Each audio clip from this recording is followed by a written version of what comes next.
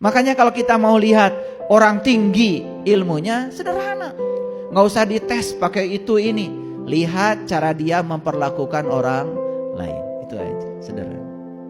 Lihat cara dia memperlakukan pasangannya. Lihat cara dia memperlakukan anak-anaknya.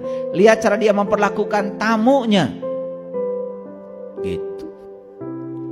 Orang berkunjung ke rumah kita jam 12. Diajak ngobrol aja sampai sore. Dipamerkan semua ilmu. Padahal perutnya sudah kurubu. Ditawarin kopi enggak. Ditawarin minum enggak. Terus aja memamerkan ilmu seakan-akan dia ahli ilmu. Itu tidak bijaksana namanya. Kalau jam 12 jadwalnya makan, ajak makan.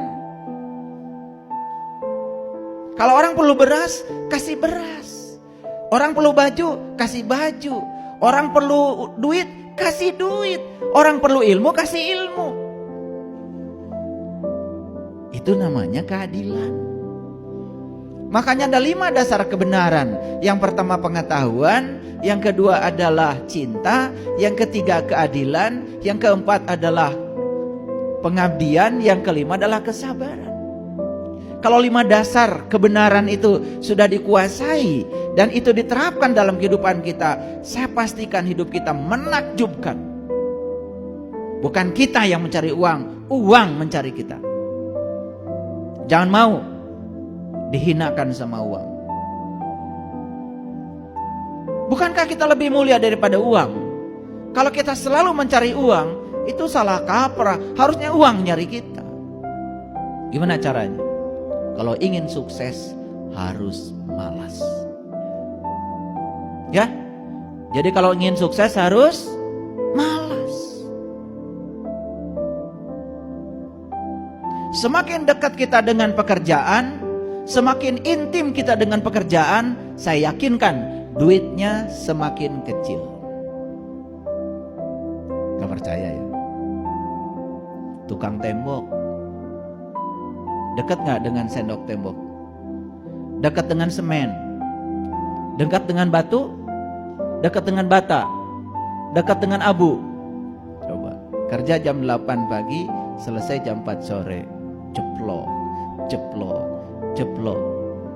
150.000. Mandornya sudah mulai menjauh tuh dari semen.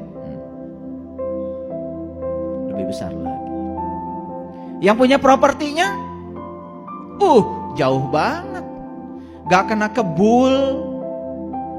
Bahkan tidak pernah lihat semen dia itu. Duitnya banyak. Kenapa? Karena dia malas. Ngerti maksud saya? Ini ilmu tingkat tinggi nih, ilmu tingkat tinggi nih. Yang punya Facebook itu, sekarang sudah ganti nama itu jadi Meta. Itu kerjanya jalan-jalan aja kemana-mana. Nyumbang sini, nyumbang sana, nyumbang sini, nyumbang sana. Lagi tidur saja, rekeningnya numbuk. Betul Pak tidak? Nah kita kan beda. Kalau kerja dapat duit, nggak kerja nggak dapat duit. Salah sendiri, tidak membangun sistem. Terlalu dekat kita dengan pekerjaan, sedikit duitnya. Coba belajar menjauh dari pekerjaan, bikin sistem. Yang sibuk di dapur tuh, di restoran, berapa sih gajinya? Yang punya restoran gak pernah ke dapur. Betul apa tidak? Nah, jadi kalau ingin sukses harus malas. Ini ilmu tingkat tinggi ini. Tapi jangan salah ya. Dia aja dari kecil bukan begitu ya. Jadi oleh karena itu siapkan masa depan itu dengan pasti. Kapan? Di sini, saat ini, sekarang.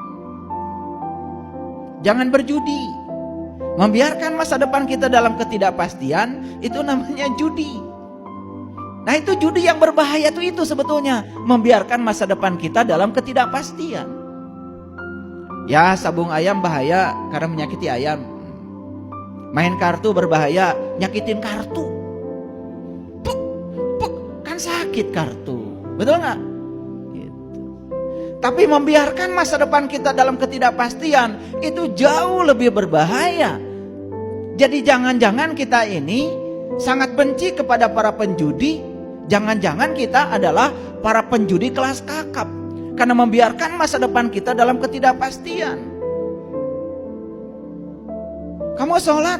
Sholat. Diterima gak sama Allah? Wallahu alam. Judi. Kamu haji? Haji. Diterima gak? Mabrur apa tidak? Wallahu alam. Judi.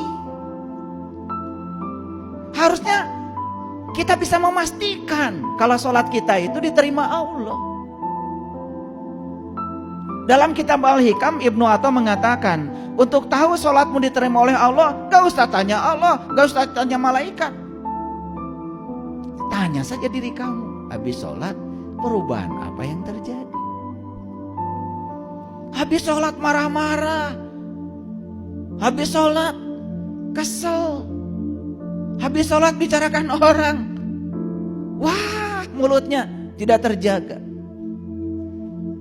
Berarti sholatmu itu gak benar. Ada yang harus diperbaiki.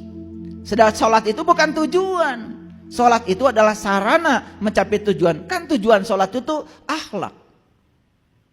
Aqimis sholat, inna sholat tanha anil fasa wal munkar. Jadi puncaknya sholat itu akhlak. Paham? Oke.